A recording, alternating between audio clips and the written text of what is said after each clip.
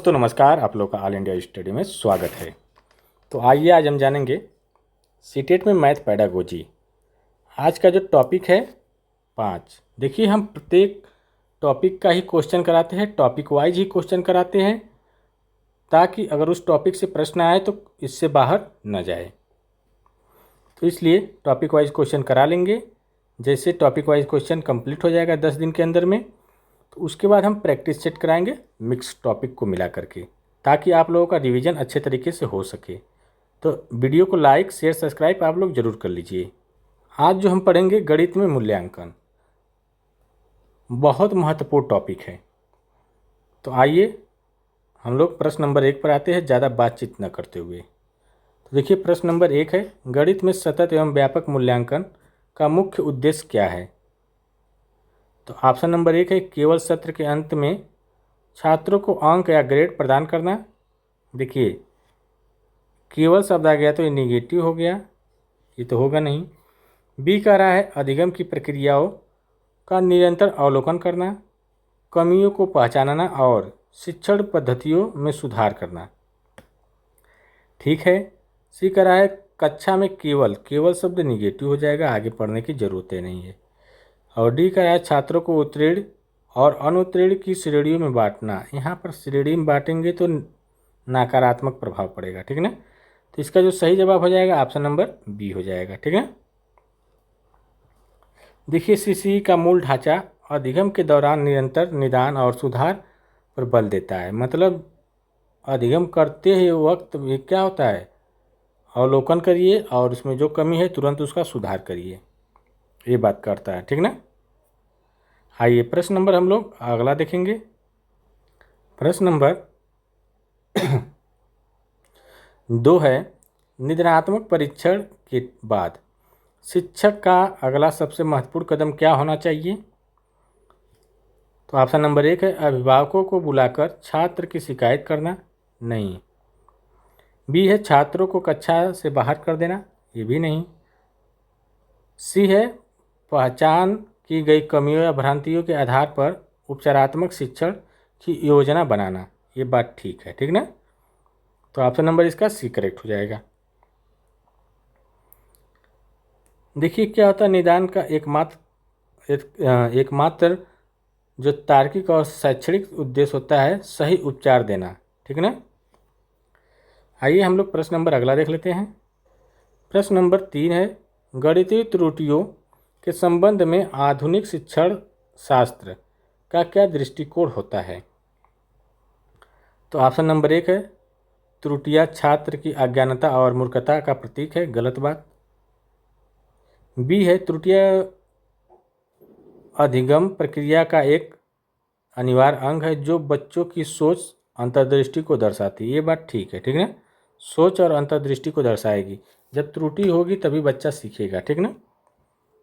यह तुरंत डांट कर दबा देना है तो बिल्कुल गलत है बात है। लापरवाही का कारण ये भी निगेटिव है, ठीक ना। आइए हम लोग प्रश्न नंबर 4 देखते हैं।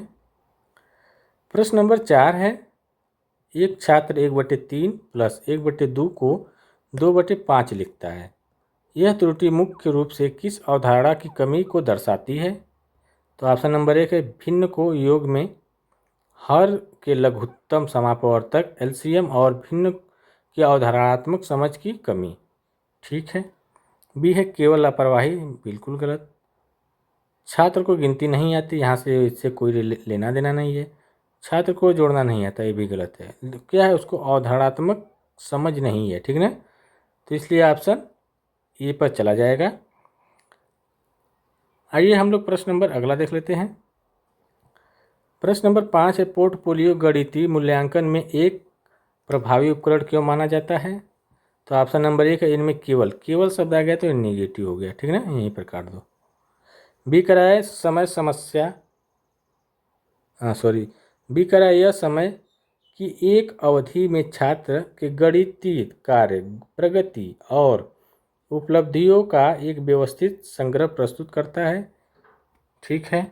सी करा है, देखिए यहाँ पर केवल आ गया, केवल तो दोनों कट गया, तो बच्चा ऑप्शन नंबर बी करेक्ट हो जाएगा, ठीक ना। प्रश्न नंबर हम लोग 5 देखेंगे।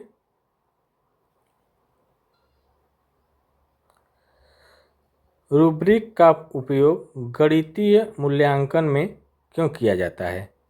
तो देखिए ऑप्शन नंबर 1 है केवल छात्र को जल्दी पास करने के लिए नहीं।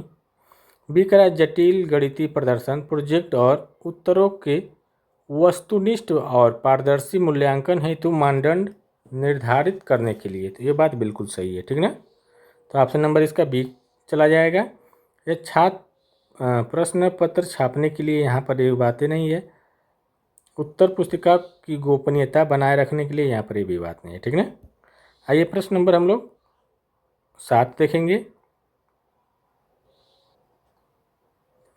अधिगम के लिए आकलन मुख्य रूप से किस पर केंद्रित होता है? तो ऑप्शन नंबर 1 है केवल अंतिम ग्रेड देने पर। नहीं, आकलन जो होता है अंतिम ग्रेड देने पर नहीं केंद्रित होता है, ठीक ना। बी कह रहा है शिक्षण अधिगम प्रक्रिया के दौरान निरंतर प्रतिपुष्टि प्रदान करने पर। तो ये ठीक है।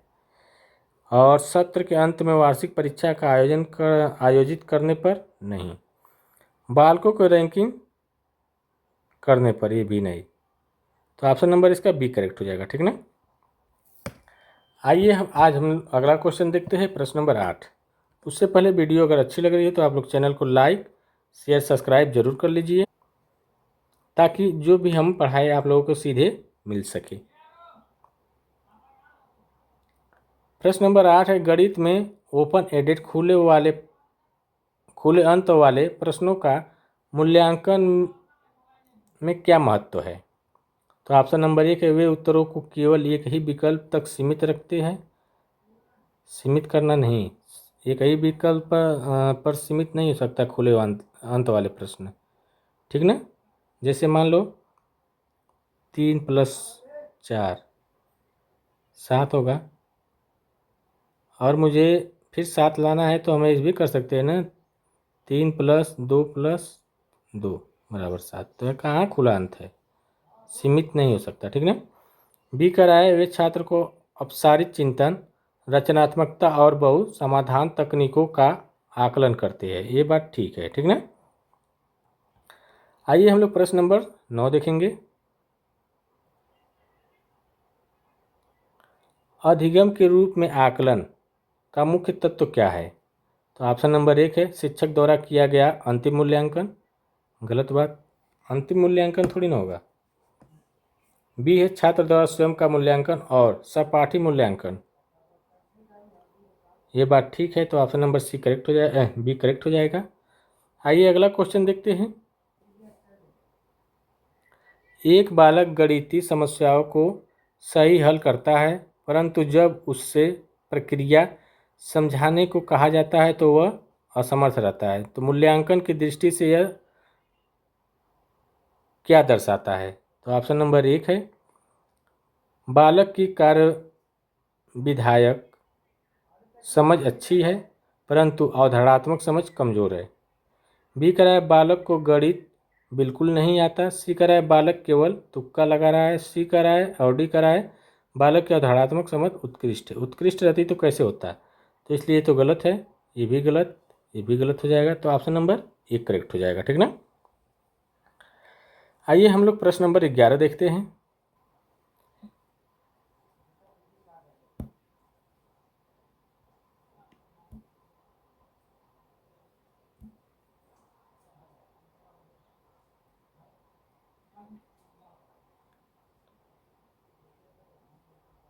प्रश्न नंबर 11 है एनेक्डोटल रिकॉर्ड गणितीय आकलन में किस प्रकार उपयोगी है? तो ऑप्शन नंबर 1 है यह केवल छात्रों के अंकों का चार्ट दिखाता है। गलत।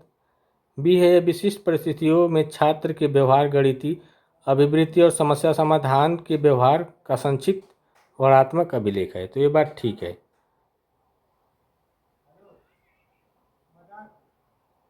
प्रश्न नंबर 12 देखेंगे। NEP 2020 के अनुसार 3, 4 और 8 कक्षाओं के लिए कौन सा मूल्यांकन ढांचा प्रस्तावित किया गया है? ऑप्शन नंबर 1 है केवल पुरानी बोर्ड परीक्षा प्रणाली। गलत। बी सफल आधारित उपचारात्मक और प्रामाणिक मूल्यांकन। तो ये बात ठीक है। वर्ष में 12 बार औपचारिक परीक्षा है, गलत है, बिला पूरा गलत है। आइए हम लोग प्रश्न नंबर 13 देखते हैं। गणितीय भय का आकलन करने के लिए शिक्षक को किस प्रकार के मूल्यांकन से बचना चाहिए? तो ऑप्शन नंबर 1 है लचीले और समय सीमा मुक्त आकलन से। ये तो ठीक है, इससे क्यों बचना चाहिए, तो अच्छी बात है, लचीला होना चाहिए, ठीक ना। बी अत्यधिक समय बाध्यता और केवल अचानक लिए जाने वाले सरप्राइज टेस्ट से, बिल्कुल गलत है, इससे बचना चाहिए, बताना चाहिए बच्चों को, ठीक ना। यह सी कर रहा है अवलोकन आधारित आकलन से, ठीक है। खेल आधारित आकलन से, इससे भी, ये तो तीनों ठीक है, लेकिन इससे बचना चाहिए, तो ऑप्शन नंबर इसका बी करेक्ट हो जाएगा। प्रश्न नंबर हम लोग 14 देखेंगे। मानक संदर्भित परीक्षण और निष्कर्ष संदर्भित परीक्षण में क्या मुख्य अंतर है? तो ऑप्शन नंबर 1 है NRT छात्रों की आपस में तुलना रैंकिंग करना या रैंकिंग करता है, जबकि CRT किसी निश्चित दक्षता या मापदंड की प्राप्ति की जांच करता है।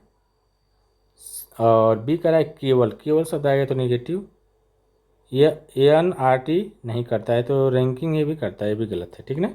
दोनों में कोई अंतर नहीं, तो बिल्कुल गलत। तो इसका जो सही जवाब चला जाएगा ऑप्शन नंबर ए पर। देखिए एक ऑप्शन और तरीका होता है, जो सबसे बड़ा ऑप्शन होता है वो सही होता है 95%, ठीक ना। आइए आज हम लोग अगला क्वेश्चन देखते हैं। प्रश्न नंबर 15 है। एक प्राथमिक शिक्षक छात्रों की त्रुटि प्रतिरूप का विश्लेषण करता है। यह गतिविधि किस प्रकार की शैक्षणिक समझ का हिस्सा है? तो ऑप्शन नंबर 1 है केवल समय की बर्बादी, बिल्कुल गलत। शैक्षणिक विषय वस्तु ज्ञान, ठीक है, इसका हिस्सा है। प्रशासनिक नियंत्रण, बिल्कुल गलत। केवल प्रश्न का नियंत्रण, गलत। तो इसका जो सही जवाब हो जाएगा शैक्षणिक विषय वस्तु ज्ञान, ठीक ना। आइए हम लोग प्रश्न नंबर अगला देख लेते हैं। प्रश्न नंबर 16। प्रश्न नंबर 16 है प्राथमिक कक्षाओं में गणित के मूल्यांकन के लिए अमूर्त प्रश्नों की तुलना में सचित्र या मूर्त प्रश्नों को प्राथमिकता क्यों दी जानी चाहिए? बच्चा क्या करेगा, मूर्त प्रश्न का मतलब स्वाभाविक रूप से देखेगा, देख करके सीखेगा, ठीक ना, चित्र के माध्यम से, और उसको आसानी से अस्थायी सीख होगी। तो आइए प्रश्न नंबर 1 देखते हैं। क्योंकि मूर्त प्रश्न देखने में सुंदर लगते हैं, नहीं, सुंदर वाली बात नहीं है। बी करें क्योंकि प्राथमिक स्तर के बच्चे संज्ञानात्मक रूप से पियाजे के अनुसार मूर्त संक्रियात्मक अवस्था में होते हैं, तो ये बात ठीक है, ठीक ना।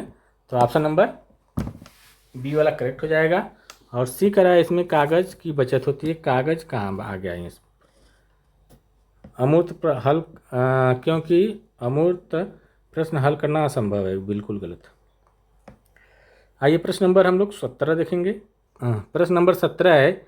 एक छात्र लिखता है 5m + 3cm = 8mcm।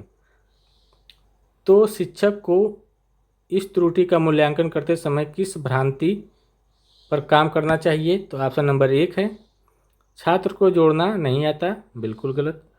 छात्र असमान इकाइयों को बिना समान इकाइयों में बदले जोड़ने की भ्रांति का शिकार है, ये बात ठीक है। तो ऑप्शन नंबर इसका बी करेक्ट हो जाएगा, ठीक ना। आइए प्रश्न नंबर हम लोग देखेंगे 18। योगात्मक मूल्यांकन की मुख्य सीमा क्या है? तो ऑप्शन नंबर 1 है वह बहुत जल्दी होता है, गलत बात। बी है यह अधिगम प्रक्रिया के दौरान उपचारात्मक सुधार का अवसर प्रदान नहीं करता क्योंकि यह सत्र के अंत में होता है, तो ये बात ठीक है, ठीक ना। आइए प्रश्न नंबर हम लोग देखेंगे 19। गणितीय समस्या समाधान कौशल का मूल्यांकन करने के लिए सबसे उपयुक्त तरीका क्या है? तो ऑप्शन नंबर 1 है केवल सूत्र लिखने को कहना, गलत। बी है छात्र द्वारा समस्या को समझने, योजना बनाने, उसे क्रियान्वित करने और उत्तर की जांच करने की पूरी प्रक्रिया का अवलोकन करना है, तो ये बात बिल्कुल ठीक है। तो ऑप्शन नंबर बी करेक्ट हो जाएगा। आइए प्रश्न नंबर हम लोग 20 देखते हैं। निर्माणात्मक मूल्यांकन में शिक्षक द्वारा दी जाने वाली प्रतिपुष्टि कैसी होनी चाहिए? तो ऑप्शन नंबर 1 है केवल अच्छा या बहुत खराब जैसी सामान्य टिप्पणियाँ। बी है विशिष्ट, वर्णनात्मक और सुधारात्मक, जो छात्र को यह बताए कि वह कहाँ है और आगे कैसे बढ़े। तो ये बात बिल्कुल ठीक है, ठीक ना। आइए हम लोग प्रश्न नंबर 20 हो गया ना, 21 देखेंगे। गणित में आत्म मूल्यांकन को बढ़ावा देने के लिए शिक्षक को किसका उपयोग करना चाहिए। तो ऑप्शन नंबर 1 है केवल वार्षिक परीक्षा परिणाम का, गलत। बी है चेकलिस्ट और स्व समीक्षा प्रश्नमाला। तो ये बात तो ठीक लग रही है, चेकलिस्ट करना चाहिए, केवल गलत। सहपाठी और पुस्तक का अदला बदली, ये बिल्कुल गलत। आइए प्रश्न नंबर 21 देखते हैं। 21 हो गया ना, 22 देखेंगे। गणितीय भाषा और अभिव्यक्ति का आकलन करने का सबसे उत्तम साधन कौन सा है। तो ऑप्शन नंबर 1 है केवल बहुविकल्पी प्रश्न, बहुविकल्पी वस्तुनिष्ठ प्रश्न। नहीं, केवल शब्द तो बिल्कुल गलत है, यहाँ भी गलत है, केवल है, ठीक ना। यहाँ मौन वाचन तो होगा नहीं, तो बचा क्या, बी वाला, गणितीय पत्रिका लेखन, चर्चाएं और प्रस्तुतिकरण, ठीक है। आइए प्रश्न नंबर हम लोग 23 देखेंगे। एक छात्र स्थानीय मान की अवधारणा में लगातार गलती करता है, जैसे 105 को 15 लिखता है। शिक्षक को किस प्रकार के टीएलएम का उपयोग करके मूल्यांकन और निदान करना चाहिए। तो ऑप्शन नंबर 1 केवल सैमपट पर लिखकर, गलत।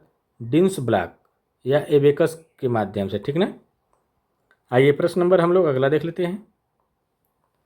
24 है मूल्यांकन में वस्तुनिष्ठता का क्या अर्थ है। तो ऑप्शन नंबर 1 है प्रश्न पत्र का बहुत कठिन होना, गलत। मूल्यांकन पर परीक्षक के व्यक्तिगत विचारों, मनोदशा या पक्षपात का कोई प्रभाव न पड़ना। ये बात ठीक है, कोई प्रभाव नहीं पड़ना चाहिए पक्षपात का, केवल आ गया नेगेटिव। प्रश्न नंबर हम लोग 25 देखेंगे।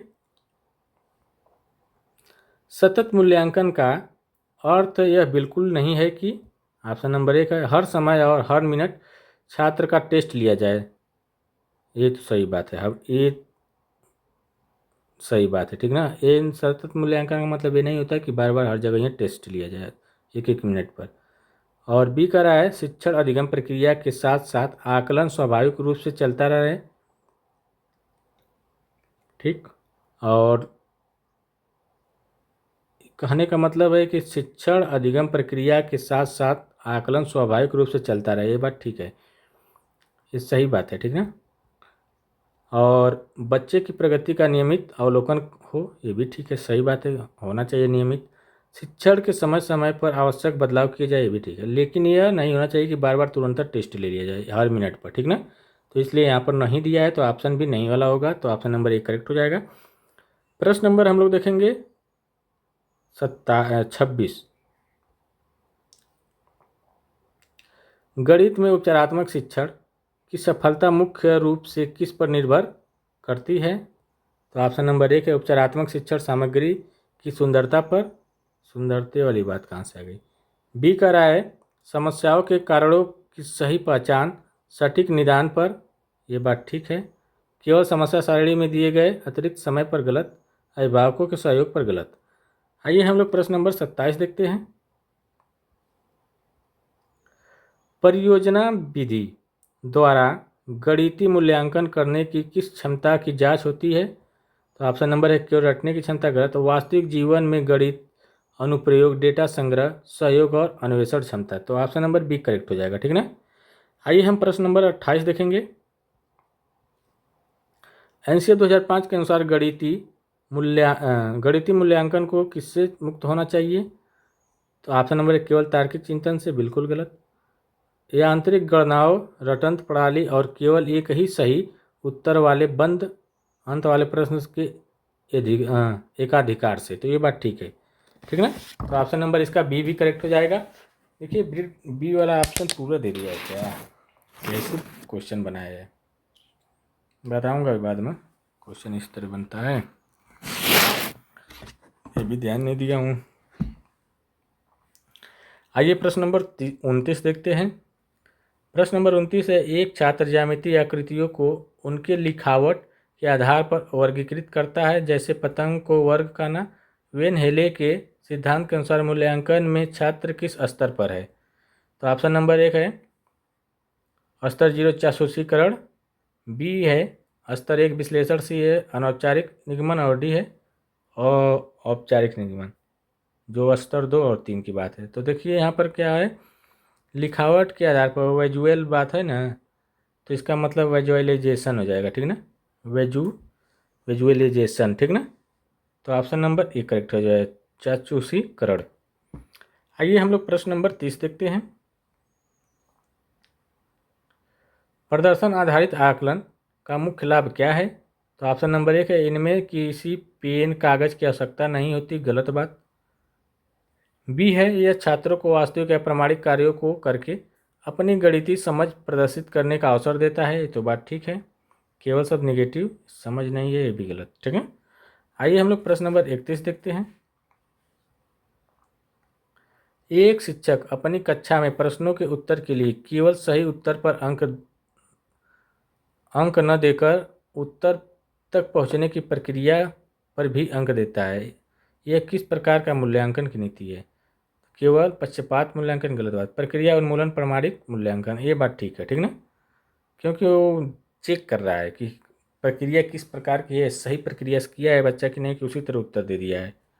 आइए प्रश्न नंबर हम लोग 32 देखेंगे। कक्षा में अवलोकन के माध्यम से मूल्यांकन करते समय शिक्षक को मुख्य रूप से किस पर ध्यान देना चाहिए? तो ऑप्शन नंबर 1 है छात्र कितना शांत बैठा है, गलत बात। छात्र की गणितीय गतिविधियों में सहभागिता, प्रश्न पूछने की प्रवृत्ति और तार्किक जुड़ाव से, तो ऑप्शन नंबर इसका बी करेक्ट हो जाएगा। अगला क्वेश्चन हम लोग देखेंगे।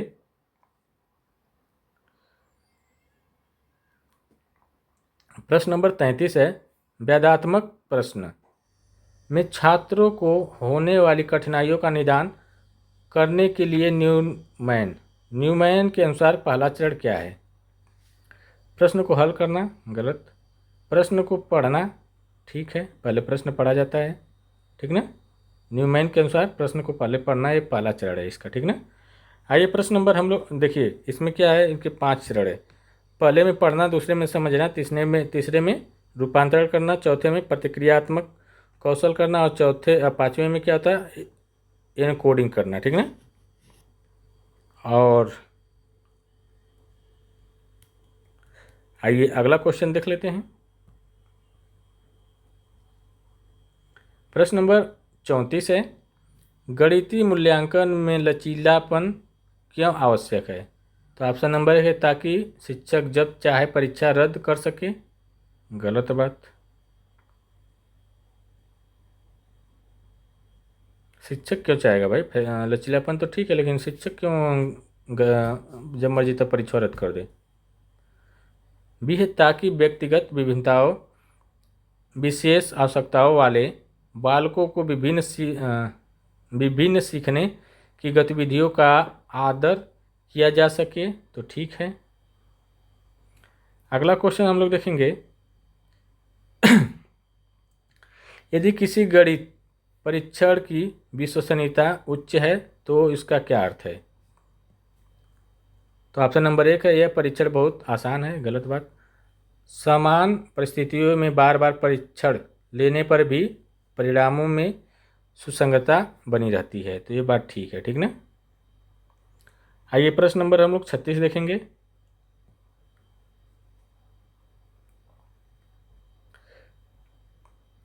गणित में निर्णयात्मक आरेख का प्राथमिक उपयोग क्या है? तो ऑप्शन नंबर 1 है कक्षा में छात्रों की रैंक प्रदर्शित करना, बिल्कुल गलत। विशिष्ट अवधारणाओं में छात्रों की सब स्किल और त्रुटियों के विशिष्ट क्षेत्रों की मैपिंग करना, तो ये बात ठीक है, ठीक ना। देखिए आप लोग को अगर वीडियो अच्छी लग रही है तो आप लोग चैनल को लाइक शेयर सब्सक्राइब जरूर कर लीजिए। डेली टॉपिक वाइज क्वेश्चन हम कराते रहेंगे। आज थोड़ा सा क्या है कि मैं ध्यान नहीं दिया हूँ क्वेश्चन का, तो इसलिए दिक्कत हो रही है, क्योंकि क्वेश्चन जो है ऑप्शन एक ही ज़्यादा सही कर दिया है, पूरा ऑप्शन में एक सही करवा दिया है, ठीक है। आज मैं पढ़ा नहीं हूँ क्वेश्चन को, इसलिए दिक्कत हो रही है। तो आप लोग देख लीजिएगा क्वेश्चन तो ऑप्शन बस ऊपर नीचे करना था और सब कुछ तो सही है। पीयर असेसमेंट सहपाठी मूल्यांकन से बालकों में किस सामाजिक संज्ञानात्मक मूल्य का विकास होता है? तो देखिए, सहयोगात्मक अधिगम, दूसरों के दृष्टिकोण को समझने और आलोचनात्मक आत्मचिंतन की क्षमता से। ठीक ना, तो ऑप्शन नंबर इसका भी करेक्ट हो जाएगा। बी पहले से ही लग रहा है सब सही है, तो बी है होगा ना। प्राथमिक स्तर पर गणित या गणितीय खेल और गणितीय क्लब का मूल्यांकन में क्या स्थान है? तो ऑप्शन नंबर एक है, एक केवल मनोरंजन है, गलत बात। बी करा, एक गैर औपचारिक वातावरण में बालकों के अनौपचारिक चिंतन, समस्या समाधान और अभिवृद्धि का मूल्यांकन करने का अवसर प्रदान करता है। तो ऑप्शन नंबर बी करेक्ट हो जाएगा। ठीक ना, आइए प्रश्न नंबर हम लोग अगला देखते हैं 39। एक छात्र ने जब 45-19 हल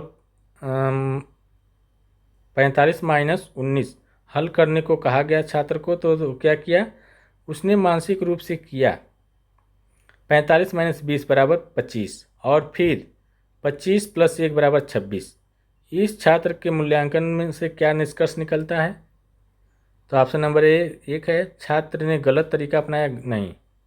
छात्र में लचीले मानसिक गणितीय रणनीतियों और संख्या बोध का उत्कृष्ट विकास हुआ है। ठीक ना, तभी ये कर पाया है। आइए प्रश्न नंबर हम लोग आज 40 देखेंगे। आज का लास्ट क्वेश्चन है,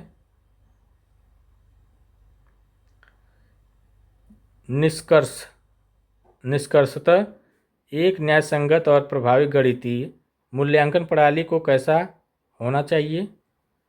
तो ऑप्शन नंबर एक है, केवल लिखित, कठोर और परीक्षा केंद्रित, गलत बात। बाल केंद्रित, बहुआयामी, सतत, समावेशी और अधिगम को समृद्ध करने वाला। सी का राय, केवल अंकों और ग्रेड्स पर आधारित, गलत। केवल मेधावी छात्रों या मेधावी बालकों का प्रोत्साहित करने के लिए, तो ये भी गलत। तो ऑप्शन नंबर इसका बी करेक्ट हो जाएगा। ठीक ना, तो देखिए टोटल 40 क्वेश्चन कंप्लीट हुए। वीडियो अच्छी लगी हो तो चैनल को आप लोग लाइक शेयर सब्सक्राइब जरूर करिए। मिलेंगे हम अगले वीडियो में, तब तक के लिए नमस्कार।